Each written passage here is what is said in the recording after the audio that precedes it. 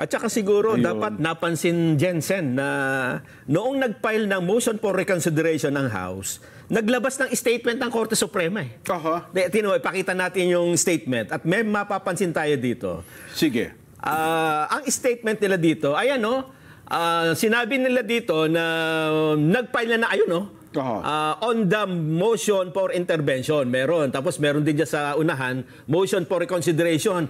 Pero ang mapapansin mo dito, bagamat nire-recognize nila na may MR, ay yung naka-box na pula. This decision is immediately executory. Kakaibang mga letra yan, Jen. Ano napansin mo? Bold letters siya. Ayan. Oo. Ang ibig sabihin yan, may emphasis.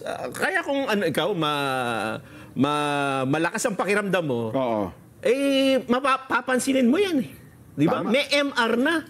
Pero inuulit-ulit pa ng Supreme Court yung immediately executory, Sen? Ayaw na nga niya lang sabihin, we do not entertain any more pleadings. Hindi niya na sinabi yun. Because there is another way for saying that. Halimbawa, this is immediately executory. Formalidad na lang. Bahala ka kung gusto mo. Parang Consuelo de Bobo, di sige, mag-file ka. Ikaw ba? Magpa-file ka pa, Jen?